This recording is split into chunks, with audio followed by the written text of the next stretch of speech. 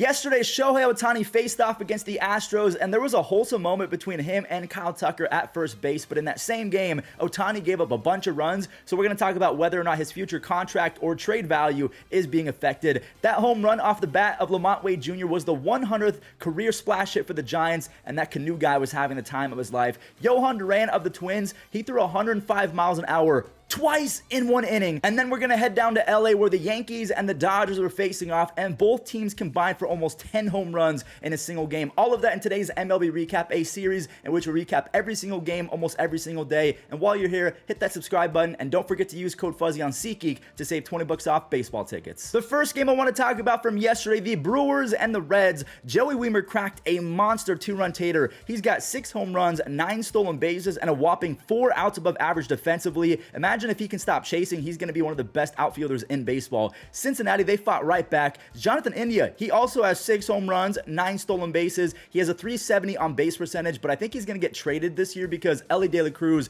he's going to be him, and they got to make room for him because Matt McClain, he's not going anywhere. Spencer Steer's really good. Yelly, he got on and scored again in the 4th inning. By the way, Christian Yelich is hitting .291 with a near .400 on base percentage over his last 23 games. Anyways, things got a little bit heated. Corbin Burns makes the final play of the 6th, and then he spikes the ball into the ground. He goes to the dugout. He starts chirping at the umpires, and he got tossed. He was barking a little bit too much for the umpire's liking. The score stays 3-3 into the 11th when Victor Caratini grabbed another RBI ground out. Make it one more. See, kids, putting the ball in play works. Cincinnati, they tried to rally. They score 1 in the bottom half of the 11th, but they ultimately fall 5-4. The Marlins and the A's, Jesus Sanchez had himself an exciting first few innings against Oakland. He ripped a 2-run home run early. Miami, they got a few more insurance runs off the bat of Jorge Soler, and you have Brian De La Cruz. I almost said Elly De La Cruz. They're not related, I don't think. Both have been hot for over a month now. Edward Cabrera, he almost ruined his own gem on a throwing error, but Jesus Sanchez, there he is again with a seed, an absolute hose piece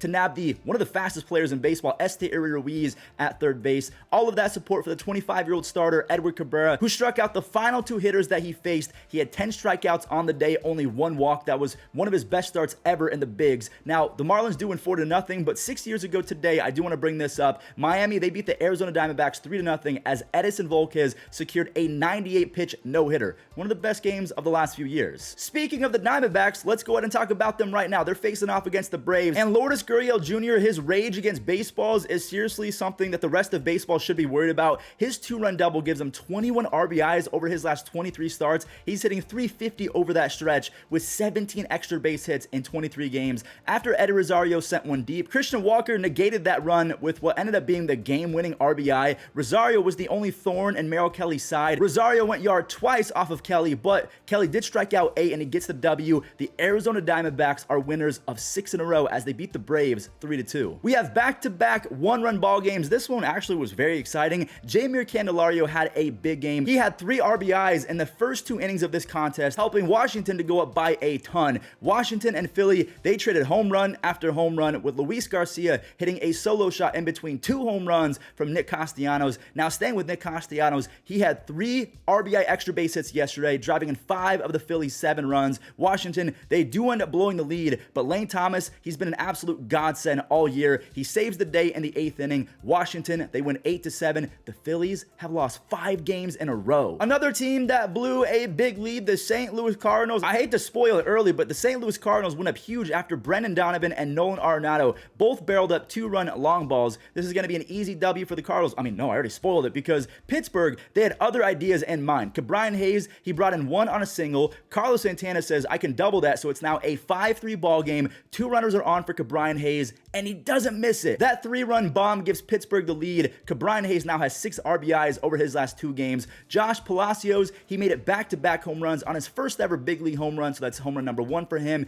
David Bednar now has 11 saves. He's been so good. He's basically a free save anytime you need him to. The worst loss of the year for the Cardinals, in my opinion. Just like I'm doing right now in this recap, I am speed running this thing because I have so much to do today, but I did not want to miss all of the action from yesterday. Chris Bassett was speed running his start in yesterday's game because his wife is literally in labor, so he's got to go see his child get born. That mission was successfully accomplished as Chris Bassett was ultra efficient yesterday. He bobbed and weaved his way through a hot Met lineup. He cooled them off for 3 base hits, 8 strikeouts, no walks, over 7 2/3. He was taken out with 1 out left in the 7th inning, and he immediately left the stadium. He went directly to the hospital. Dalton Varsho popped off for a 108-mile-per-hour 2-run moonshot for some insurance runs. The Jays, I mean, I guess they didn't need those runs, but they were cool. They went 3-0, so they shut out the New York Mets. We have another shutout on our hands today. Adolis Garcia with the sick outfield assist to keep Teoscar Hernandez from getting extra base hits. That dude is so talented, both in the batter's box and defensively. Texas starting pitcher John Gray went on a tear from there. He got the lead on a Nathaniel Lowe sac fly in the 6th, and he carved his way through 7 scoreless on 5 strikeouts. He now has a 2.51 ERA, so both him and Nathan Eovaldi are literally putting Texas on their backs ever since Jacob deGrom went down. Corey Seager had an RBI double, and Will Smith now has 10 saves on the year. The Rangers are 16 games above 500, and I do want to mention that Marcus Semien now has a 21-game hit streak. I am knocking on all of the wood as I say that. I do not want to jinx it, but that's way too cool to not bring up. 21 games is impressive. The Astros and the Angels. Kyle Tucker, he's out in right field. He robbed the 3-timer Mike Trout. He's won MVP 3 different times. What a play from the 2022 Gold Glover. Yordan Alvarez, yeah, that's into the bullpen. My God, that ball was absolutely torched. His 2-run tater gives him 15 home runs on the season and exactly 50 RBIs. He's the first player in baseball to the 50 RBI club. There was a wholesome moment, like I mentioned in the intro, between Ohtani and Tucker. Tucker just kind of tapped the glove because everyone loves Ohtani, except maybe rookie Corey Julks. Ohtani, he has been getting lit up on the bump as of late. Now, before we talk about his stats on the bump, I do want to mention that Framber Valdez, he has been pitching out of his mind. 7 more shutout innings, 7 strikeouts. He has a 2.1 ERA on the season.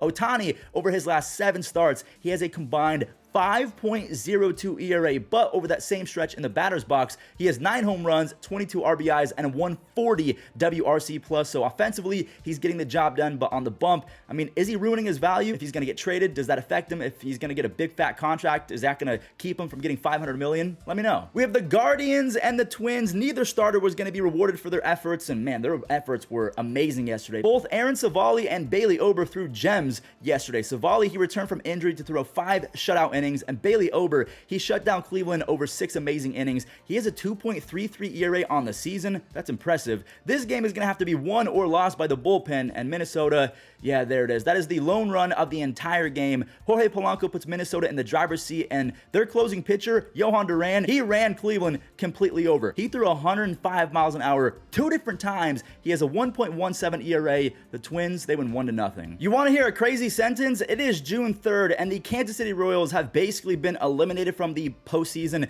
They joined the team that they faced, the Rockies and the Oakland Athletics, as 3 teams with a 0% chance of making the playoffs according to Fangraphs. Ryan McMahon, he cannot get out lately. That's his 9th home run of the year, and he showed up again later in the 8th inning. He's hitting .500 with 4 home runs and 12 RBIs over the last week. That started a Colorado avalanche of scoring. Full pun intended. Elias Diaz, he's going to get the Rockies a fat haul if they move him at the deadline. 2 more RBIs, and then there's 2 more RBIs for Nolan Jones. I mean, I cannot believe we traded him. He's been so good for the Rockies. Mike Clevenger held the Tigers in check. He struck out 6 Tigers hitters through 5 shutout frames, but shout out to the rookie Reese Olson of Detroit, who made his MLB debut yesterday. He threw 5 shutout. He just unfortunately ran out of gas towards the middle half of this game. The White Sox, they played 2 runs in the 6th on singles from Benintendi and Eloy Jimenez. TA7, he knocked in the final run for either squad as the White Sox, they close out the Tigers pretty easily, 3-0. That was a quick game. We have another quick game, the Cubs and the Padres. Jameson Taillon finally looked like 2022 first half Taillon. He had a tough matchup though of facing Michael Walker, who just won the NL Pitcher of the Month in the month of May, so it's not going to be an easy task. Chicago, they went up 1 after an Ian Happ ground out, and look at Dansby clutching up for Jameson. Dansby now has 6 home runs and 7 DRS defensively. He is really earning that contract, at least in my opinion he is. Taillon, he held his own, nearly getting through 6 before getting in a bit of a jam, but the bullpen, they bailed him out. Mark Leiter Jr. came in for the 9th inning, and he was absolutely out of his mind. He struck out all 3 hitters that he faced to close out a narrow 2-1 dub over the San Diego Padres. The Cubs, I don't know if they're going to make the playoffs, but damn, they can put in a really good performance every so often and just kind of scare you. Oh my goodness, are we sure that the 2022 Home Run Derby did not take place in 2023 on June 2nd? My goodness. Mookie Betts, he is on pace to have one of his best seasons in Major League Baseball at the ripe age of 30 years old, and like I mentioned,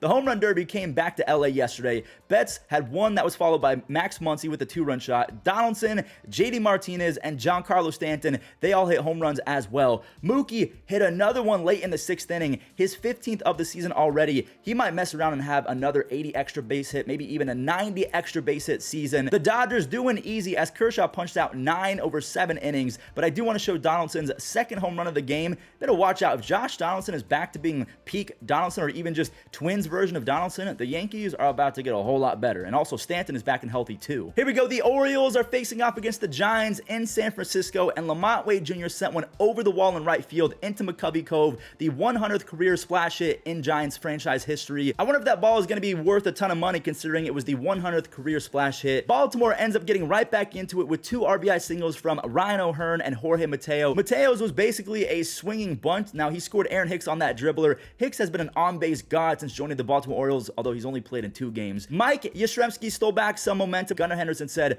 "I can do that too." His 6th home run put Dean Kremer in line for the win, and he's going to get it after the mountain. Felix Bautista struck out the side again. He has 15 saves and a 1.29 ERA. Right now, I mean, him, Johan Duran, there are so many relief pitchers in baseball, you could not pay me money to face them. To end today's recap, I'm going to go ahead and roll these standings in both the American League as well as the National League. Let me know if you guys have any thoughts on whether you think the Rays are going to be able to keep up or maybe the Pirates are going to bounce back. Thank you guys so much for watching. I really appreciate it. There's not going to be a recap tomorrow. We're going to release the 2nd edition of the best players of the month, this time the May edition. I cannot wait. I'll see you there.